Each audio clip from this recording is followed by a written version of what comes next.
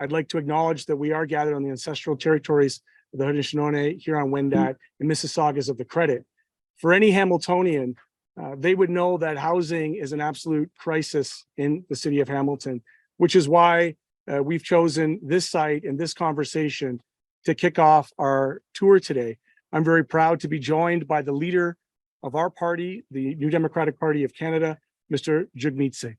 Thanks so much. Thank you, Matthew. And Matthew's absolutely right. We are hearing across the country this really deep fear and worry about people not being able to pay their rent, people worried that they're going to get rent evicted, that they're going to lose their homes because a developer comes in, purchases the home, and then forces them out by rent evicting. And this is a story for so many people across the country. A significant number of people have lost their homes because of rent eviction. And I'm joined here today by member of provincial parliament, Monique Taylor, who also cares deeply about the impact of housing and how hard it is to find something that's affordable in Hamilton and frankly across the country.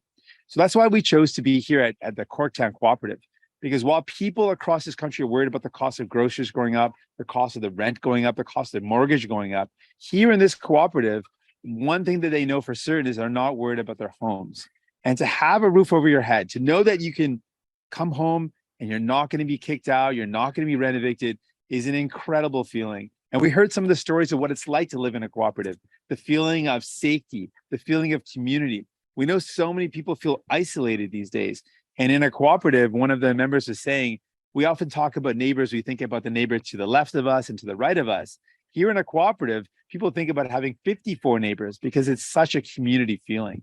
And growing up as a child, having arts and crafts nights in the building, having programming that takes you off site to do things like mazes, to do cornfield mazes, or to go on field trips, or to do soccer programs. That's what it's like to be in a cooperative. And so many more Canadians deserve to experience this type of safety, security, and that sense of community. And that's what we want to do. We want to encourage more of this type of building. And we know right now, just down the street on Caroline Street, there are people who are, our residents, people in our country, people in this city that are experiencing that fear of being rent evicted. They woke up one day to the threat of a developer purchasing their building and them losing their homes. People that have lived in these homes for decades were now wondering what's going to happen. Are we going to lose our house? Where are we going to go? And we know the situation, as Matthew was saying, in Hamilton, rents have skyrocketed. If you lose your home, if you lose your rental, there's nowhere else to go. And if you try to find another place, the rent's going to be so much higher than you were paying before, you simply can't afford it. And so those folks on their own on Caroline Street, they've banded together and are trying to make a cooperative. So they put an offer on the table and hopefully it goes through. But it shouldn't be that these folks have to band together on their own to try to find a way to keep a roof over their head. It shouldn't be this.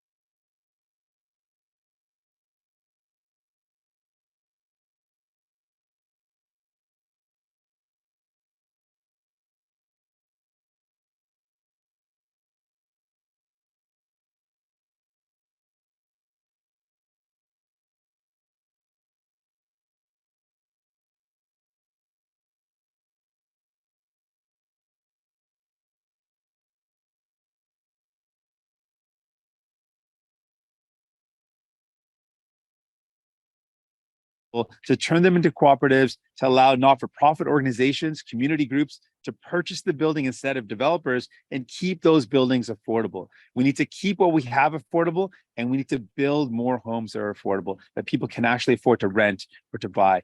That's what we need to do, and that's what New Democrats are committed to. On sait qu'on est dans une crise du logement. C'est une situation difficile à travers le pays. Les gens ont peur qu'ils vont perdre leur maison à cause des rénovations. Donc, ça, c'est pourquoi on propose un fonds pour aider les organismes, les communautés, de garder leur logement abordable. C'est ce qu'on peut faire. C'est quelque chose qui, pour nous, c'est une priorité. Pour les libéraux, ils ont 7 ans de répondre à cette crise et ils n'ont pas agi. Et les conservateurs, ils ne comprennent pas la réalité de ce problème Et ce qu'ils vont faire, c'est de laisser faire les grandes entreprises de gagner plus de profit au lieu d'aider les gens, monsieur, madame, tout le monde. Donc, on est là pour vous. On va continuer de se battre pour vous. Thank you. With that, I'm ready for any questions that you might have. We're going to start with questions on site. We'll do one question, one follow-up. We're going to start with CH. Sure. Hi, Eric Viano, CH News. So how would the government determine a renoviction given that there are plenty of buildings in Hamilton that need repairs? So what we're the main focus is that people shouldn't be displaced. And what we're seeing is people are being displaced out of their homes that they've had for decades, and they're being kicked out of their homes. Many people have lost their place, the roof over their head because of renovictions. That's very different from having a fund in place that keeps the home in a community's hand, in a cooperative's hand, in a community organization that wants to keep the rent affordable and wants to keep residents housed. That's very different from what we're seeing when developers come in and look at a property and say, oh, okay, I can make lots of money. I can increase the rent phenomenally if I remove the existing tenant, use the excuse of renovation, and then increase the rent massively so that people can't afford it anymore. That's what we're trying to prevent. And we can prevent that. We can change the laws. We can make sure there's funds available. We can step up and provide people the support they need. It's something that we should do, needs to be done. And so for the Liberals have shown, it's not something that they're considering as a priority. And the Conservatives have shown what they've done under Harper.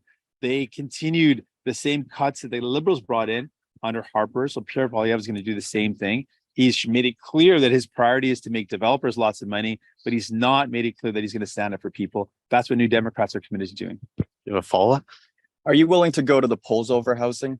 Absolutely. We think one of the major issues impacting our country right now is finding a place to call home, to find a place that you can afford to rent, to find a place that you can call your own. That is a major problem. And what we've seen is people are really precarious.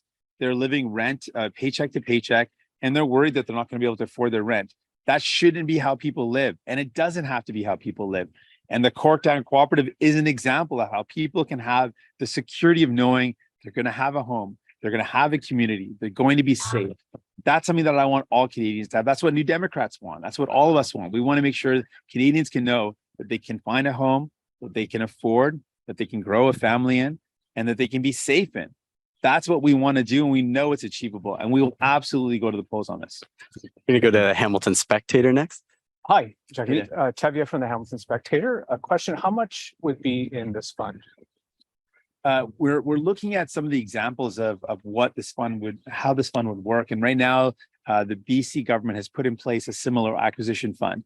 They put hundreds of millions of dollars into this fund so that they can support local community groups, keeping the buildings owned by the community, whether it's a not-for-profit or a cooperative. So we would look at examples like that.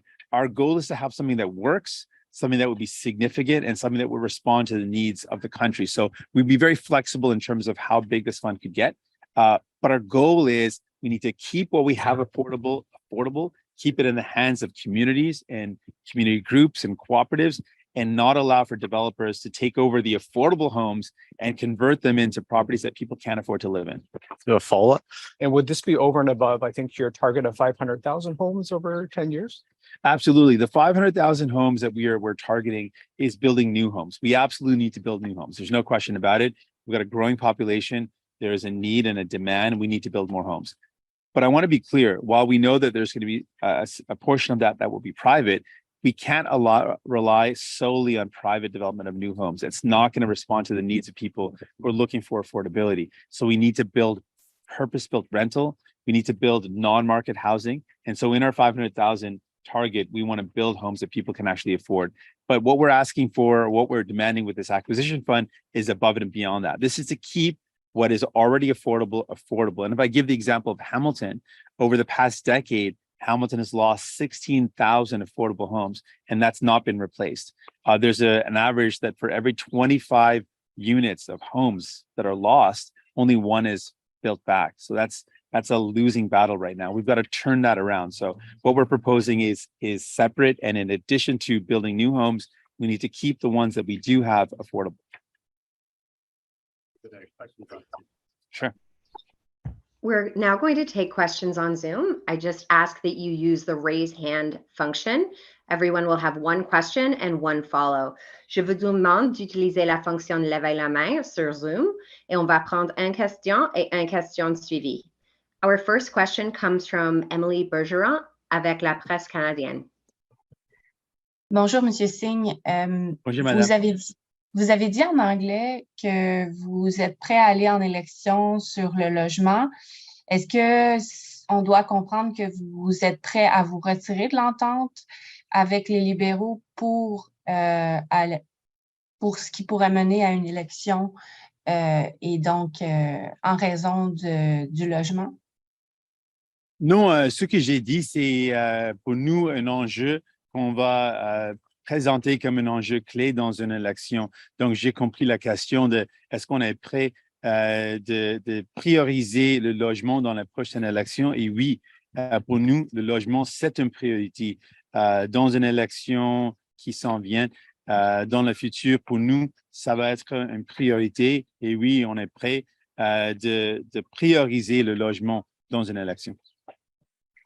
Il n'y a toujours pas d'entente entre les partis pour une enquête sur l'ingérence étrangère. Selon vous, qu'est-ce qui achoppe, qu'est-ce qui bloque dans les discussions entre partis? C'est quoi le problème? À ce moment, les discussions continuent. Donc, je reste optimiste, mais j'ai un optimisme prudent avec les discussions. Donc, le travail continue. Et je garde mon optimisme qu'on va arriver à une enquête publique. Ce que je veux dire, c'est le gouvernement doit clairement se prononcer que oui, ils sont d'accord avec l'idée d'avoir une enquête publique. Donc, ils n'ont pas s'engagé, ils n'ont pas dit ça clairement. Donc, on va continuer avec les discussions, mais je reste optimiste. The next question comes from the Canadian Press. Go ahead, Mickey.